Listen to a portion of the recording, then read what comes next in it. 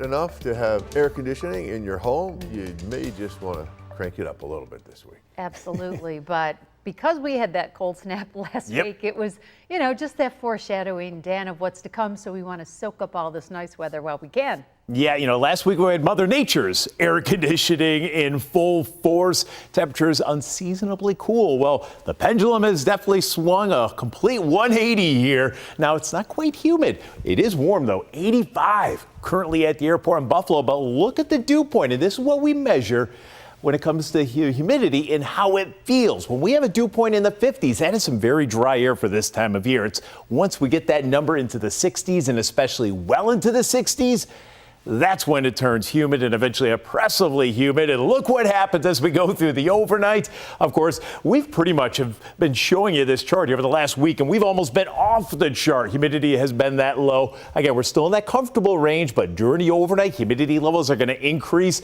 and that's going to set the stage for a steamy one tomorrow. That humidity drops back off here on Wednesday, only to see it make a return as we head toward the end of the week. And that's why we call it a roller coaster week of humidity. It's going to be up. It's going to be down, up and down. That's pretty much going to be the theme. And of course, with that change, we do have a couple of weather systems we're going to be tracking.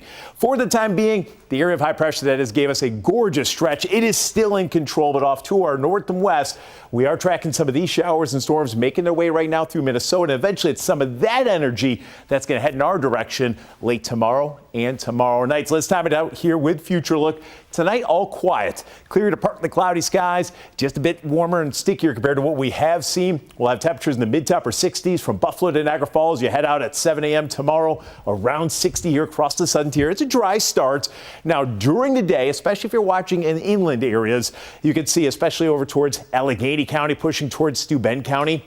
This is where I can't rule out an isolated shower during the day, but notice there's not a whole lot showing up on the radar, so most areas will remain dry. Look at the temperature tomorrow, though, and this doesn't even tell the whole story. We're in the upper 80s. With the humidity, it's going to feel as though it's around even into the low 90s tomorrow afternoon. Now, with that kind of heat in place, and now we have a cold front, notice here we are tomorrow at 7:30, so around and maybe even just before sunset. That's when we'll bring the chance for some of these scattered showers and storms. Now, luckily, most of that does move through while most of us are sleeping during the overnight, so that by the time we get into your Wednesday, it's at 7 a.m. on Wednesday, there'll be the chance for a shower as you're heading out early, but overall most of Wednesday will be dry. We'll even try to bring a little bit of partial clearing Wednesday afternoon, Wednesday evening, and that will set the stage for what should be a fairly pleasant day here on Thursday and even Friday for that matter. So for tonight, clear to partly cloudy, not as cool, lows mid to upper 60s. Tomorrow, it is going to feel like we're right back in the middle of summer. Hot, humid, temperatures 80s to near 90.